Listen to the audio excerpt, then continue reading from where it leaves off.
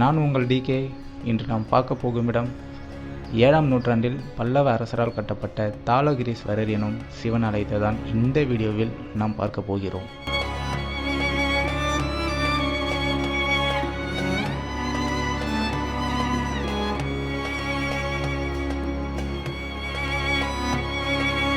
இதுதான் என்ட்ரன்ஸ் வே.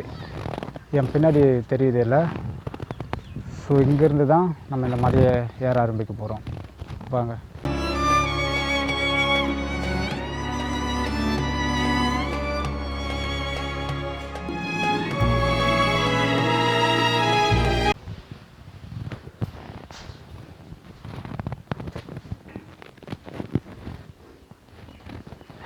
இங்கே பார்த்தீங்கன்னா ஸோ பிள்ளையாருடைய சிலை இருக்குது. இந்த சிலை தனியாக வைக்கப்படலை. இந்த மலையோட அந்த பாறை இருக்குது இல்லையா, இந்த பாறையில் அழகாக செதுக்கப்பட்டிருக்கு. பாறையோட பாறையாக இருக்குது. நீங்கள் இன்னும் கொஞ்சம் சற்று அருகே வந்தால் தெரியும்.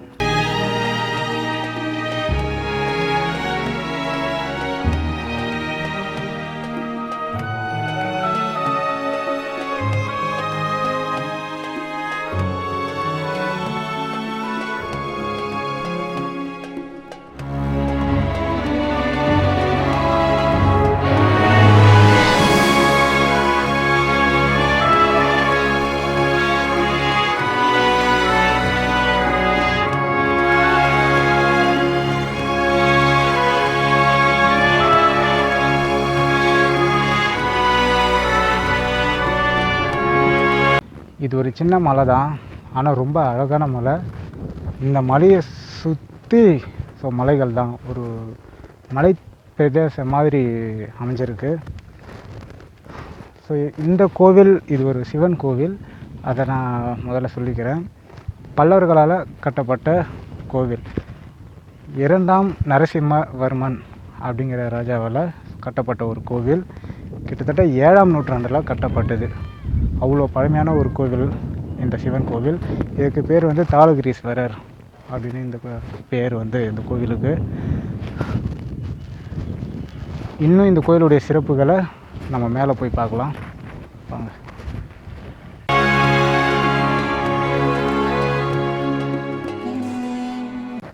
ஸோ இங்கே பார்த்தீங்கன்னா இந்த பாறையிலே இங்கேயும் ஒரு பிள்ளையார் செதுக்கப்பட்டிருக்கு.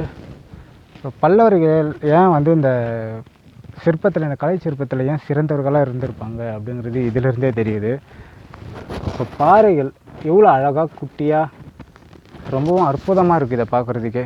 இங்கே செதுக்கப்பட்டிருக்க பாறைகளில் ஓகே, இங்கே இப்படி இருக்குன்னா ஸோ மேலே எப்படி இருக்குன்னு போயிட்டு பார்ப்போம்.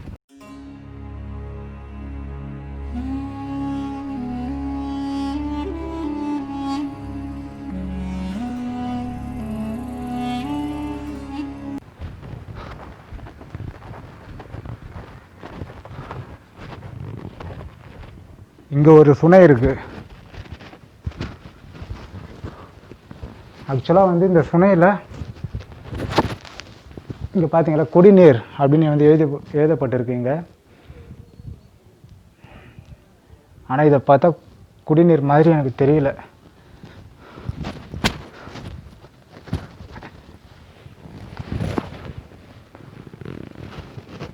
ரொம்ப நல்லாவே இருக்குது. எப்படி இருக்குன்னு தெரியுதா? இது குடிநீர் மாதிரி பார்க்குறதுக்கு இல்லைனாலும் உங்களுக்கு நான் வேணால் ஒரு டெமோ காட்டுறேன். இது குடிநீர் தான். நான் ஏன் இவ்வளோ கான்ஃபிடெண்ட்டாக சொல்கிறேன்னா, இதுக்குள்ளே மீன்கள் இருக்குது, அவ்வளோ மீன்கள் இருக்குது. ஸோ மீன்கள் இருந்தாலே அது குடிநீர் தான். என்னுடைய போன வீடியோவில் நான் சொல்லியிருப்பேன். அது மட்டும் இல்லை, ஜில்லுன்னு இருக்குது. இந்த சம்மர் சீசனில் இவ்வளோ ஜில்லுன்னு இந்த தண்ணி இருக்குது. ஸோ மழை, இந்த சுனை நீரே எப்போவுமே ஜில்லுன்னு தான் இருக்கும். நிறைய பேருக்கு அது தெரியாது. நிறைய பேர் இந்த மாதிரி சுனை நீரை குடிச்சிருக்க மாட்டீங்க. ஸோ அதோட டேஸ்ட்டே ரொம்ப ஒரு அருமையான ஒரு டேஸ்ட்டு. அது சுவையான ஒரு நீர் இது. இதில் பாருங்கள், நம்ம கையை அப்படி வச்சுட்டே இருந்தால் கையை அப்படியே வச்சுட்டே இருக்கலாம். ஸோ அந்தளவுக்கு ஒரு நீ இது குடிநீர், நீ என்னடா கையை வச்சு அசுத்தம் பண்ணிகிட்ருக்க அப்படின்னு நீ கேட்கலாம். என் கை சுத்தமாக தான் இருக்குது. ஏன்னா வரும்போதுனா நல்லா கழுவிட்டு தான் வந்தேன். ஒன்றும் பிரச்சனை இல்லை. ஓகே, அடுத்ததாக நம்ம கோயிலுக்கு மேலே தான் போக போகிறோம். ஸோ கோயிலை போய் பார்க்கலாம்.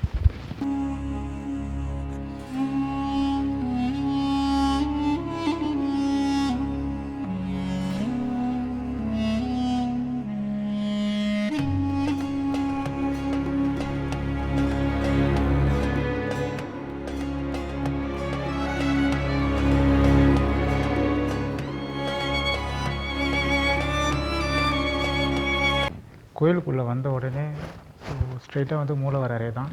ஆனால் வந்து மூலவர் அறை பூட்டப்பட்டு இருந்தாலும் இந்த கோயிலை வந்து நம்ம ஒரு வாட்டி சுற்றி பார்க்கலாம். அதுக்கு முன்னாடி இங்கே இந்த நந்தியுடைய சிலை வந்து பார்த்திங்கன்னா உங்களுக்கு தெரியும், ரொம்ப அழகான ஒரு சிலை. அது மட்டும் இல்லை, என்னுடைய இந்த பக்கம் வந்து பார்த்திங்கன்னா இந்த நவகிரகங்கள் சொல்லுவாங்க இல்லையா, அந்த கடவுள்களுடைய சிலைகள் வைக்கப்பட்டிருக்கு. அது மட்டும் இல்லாமல் இந்த கோயிலுடைய அந்த சுவரில் அழகாக வந்து இந்த பக்கம் வந்து ஸோ விஷ்ணு பகவான் அவருடைய சிலை இங்கே வைக்கப்பட்டிருக்கு. இந்த மாதிரியான நிறைய சிலைகள் வந்து இந்த கோயிலுடைய அந்த சுவர்களில் அழகாக வைக்கப்பட்டிருக்கு.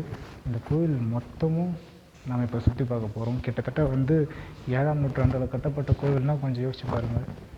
ஸோ பல்லவர்களாலே அந்த கலை சிற்பத்தில் ரொம்பவும் சிறந்தவங்க. அப்போ சொல்லவே தேவையில்லை. ஸோ அவங்களுடைய அந்த கலை திறமைக்கு சான்ஸுகள் எதுவும் உலகத்தில் அடிச்சுக்க ஆளே இல்லைன்னு தான் நம்ம சொல்லணும்.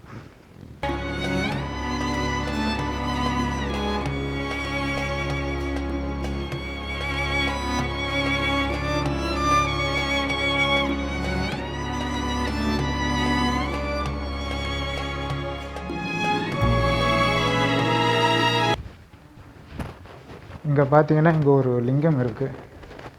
ஆனால் இந்த லிங்கம் வந்து இங்கே ஓரமாக வந்து வைக்கப்பட்டிருக்கு. ஏன் வைக்கப்பட்டிருக்குன்னு தெரியல. இங்கே மட்டும் இல்லை, ஸோ இங்கே ஒரு லிங்கமும்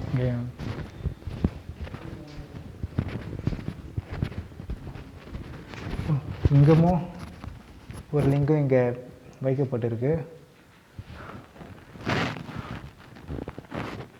ஒருவேளை எனக்கு பின்னாடி அந்த பக்கம் பார்த்திங்கன்னா வந்து ஒரு அறை வந்து பூட்டப்பட்டு ரொம்ப வந்து பழமையான நிலைமையில் இருக்குது. ஸோ பாழடைஞ்சு வந்த நிலைமையில் தெரியுதுங்களா? ஒருவேளை அந்த லிங்கம் இதுக்குள்ளே இருந்த அந்த லிங்கமாக இருக்கலாம். இப்போது இது உபயோகப்படுத்தாமல் இருக்கலாம். இது ஒரு சிவன் கோவில். எல்லாருக்குமே நான் முதல்ல வந்து சொல்லிட்டேன். இருந்தாலும் நம்ம வந்து மூலவர் அறையை பார்க்க முடியல. அப்படி பார்க்க முடியலனாலும் இங்கே நிறைய வந்து லிங்கங்கள் இருக்குது. இந்த கோவில் சுற்றி லிங்கங்களால் ஸோ அலங்கரிக்கப்பட்டுள்ளது அப்படின்னு தான் வந்து நம்ம சொல்லி ஆகணும். ஏன்னா ஸோ என்னுடைய இந்த பக்கம் பார்த்திங்கன்னா ஸோ தெரியுதில்ல, ஸோ அதுவும் ஒரு லிங்கம்தான். ஸோ நான் கிட்ட போய் பார்க்கலாம்.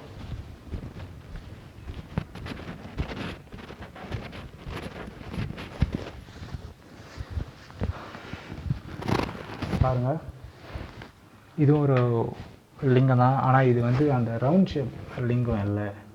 ஸோ அது ஒரு மாதிரி அந்த பாக்ஸ் மாதிரி இருக்கும் இல்லையா, ஸோ அந்த மாதிரியான ஒரு லிங்கம். இங்கே மட்டும் இல்லை, ஸோ இந்த கோயிலோட அதாவது அந்த பக்கம், ஸோ அந்த பக்கமும் வந்து இந்த மாதிரியான ஒரு லிங்கம் வைக்கப்பட்டிருக்கு.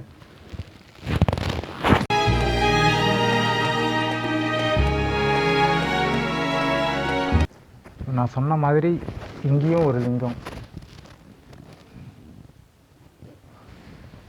ரொம்ப ஸ்ட்ராங்காக இருக்குது. அதுதான் ரொம்ப பெருமையான ஒரு விஷயமே. இந்த சுவர்கள் சுண்ணாம்பும் இந்த கரையான் இருக்குல்ல, கரையான் புற்று, ஸோ அந்த புற்று, ஸோ இது ரெண்டுத்தையும் மிக்ஸ் பண்ணி கட்டப்பட்டிருக்குன்னு நினைக்கிறேன். இந்த கரையான் புற்று இருக்கு இல்லையா, அது வந்து சிமெண்ட்டை விட ரொம்ப ஸ்ட்ராங்கான ஒன்று.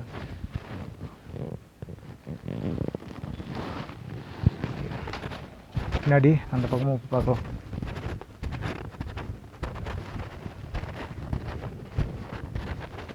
ஸோ இந்த பக்கம் பார்த்தீங்கன்னா இங்கே எதுவுமே இல்லை, எந்த ஒரு கடவுளுமே இங்கே இல்லை, எந்த ஒரு சிலையுமே இல்லை. ஏன் இங்கே வைக்கப்பட்டதுன்னு தெரியல. ஒருவேளை நம்ம அங்கே பார்த்தோம்ல ஒரு லிங்கம், இங்கேருந்து ஒரு லிங்கமாக கூட அங்கே இருக்கலாம். ஸோ ஏன்னா அங்கே 2 லிங்கம் இருந்து அங்கே பாழடைஞ்ச ஒரு அறை இருந்தது இல்லையா, ஸோ அங்கே ஒரு லிங்கமும் இன்னொரு லிங்கம் இங்கே இருந்ததாக கூட இருக்கலாம். ஸோ எனக்கு இந்த பக்கம் பார்த்தீங்கன்னா இந்த மூலவர் அறையில் அபிஷேகம் பண்ணுவாங்க இல்லையா, அந்த அபிஷேகம் பண்ணுற அந்த நீர் எதுவாக இருந்தாலும், பால் அபிஷேகமாக இருக்கட்டும் இல்லை வேறு எந்த அபிஷேகம் பண்ணாலும் இந்த வழி தான் வரும். அது வந்து ஸோ மக்களுக்கு ஒரு தீர்த்தமாக குடிக்க இங்கே ரொம்பவும் வந்து யூஸ்ஃபுல்லாக இருந்திருக்கும். அது மட்டும் இல்லை, இந்த கோவிலோட இந்த கல்வெட்டுகள் வந்து பார்த்திங்கன்னா இது தமிழ் தான், தமிழ் தெரியுது. ஸோ தமிழில் தான் செதுக்கப்பட்டிருக்கு.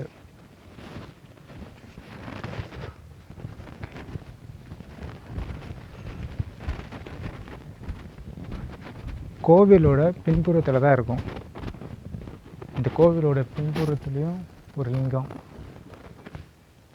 ஆக்சுவலாக வந்து இன்னொரு விஷயம் நான் சொல்லி ஆகணும், இது ரொம்ப ஒரு பயங்கரமான ஒரு விஷயமா கூட இருக்கலாம். தெரியுதுங்களா, இங்கே இது ஒரு சிங்க முகம் கொண்ட ஒரு சிலை. ஆனால் இது சிங்கம் இல்லை, இதற்கு பேர் வந்து யாழி அப்படின்னு வந்து சொல்லுவாங்க.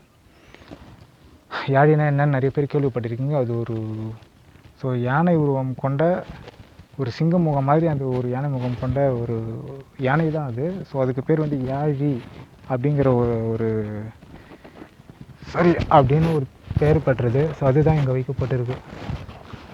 ஸோ நிறைய வந்து ஆராய்ச்சியாளர்கள்லாம் அந்த யாழிங்கிற ஒரு உயிரினம் வாழ்ந்ததா அப்படின்னு வந்து நிறைய ஆராய்ச்சி பண்ணிகிட்ருக்காங்க. அது மட்டும் இல்லை, இப்போ சமீபத்தில் நம்ம கீழடியில் கூட ஒரு மிகப்பெரிய ஒரு விலங்குடைய எலும்பு கூடு கண்டுபிடிச்சிருக்காங்க. அது யாழியுடைய எலும்பு கூட இருக்கலாம் அப்படின்னு சொல்லப்படுது.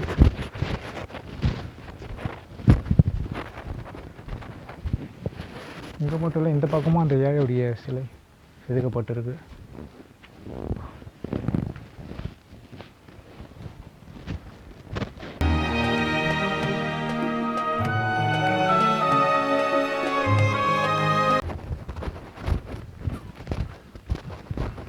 இந்த கோவிலுடைய பின்புறத்தில் ஒரு சுனை ஒன்று அமைஞ்சிருக்கு, பெரிய சுனை.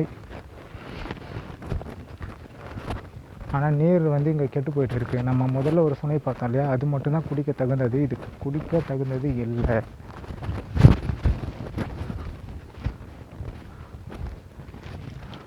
ரொம்ப அருமையான ஒரு சுனை இது. இதை சுத்தப்படுத்தலாம். கீழே வந்து சொன்னாங்க, இங்கே இந்த கோவிலில் இருக்கிற இந்த சுனை வந்து ரொம்ப ஆழமானது அப்படின்னு வந்து சொன்னாங்க. ஸோ அந்த சுனை தான் இது. ஸோ இதுக்குள்ளே நம்ம இறங்க வேணாம். அது மட்டும் இல்லை, இந்த கோவிலில் ரொம்பவும் ஒரு பழமையான கோவில் அப்படிங்கிறதுனால இங்கே வந்து கற்பூரம் ஏற்ற தடை செய்யப்பட்டுள்ளது. கற்பூரம் இங்கே ஏற்றக்கூடாது. இங்கே வந்தால் நெய் தீபம் மட்டும்தான் ஏற்றப்படணும்.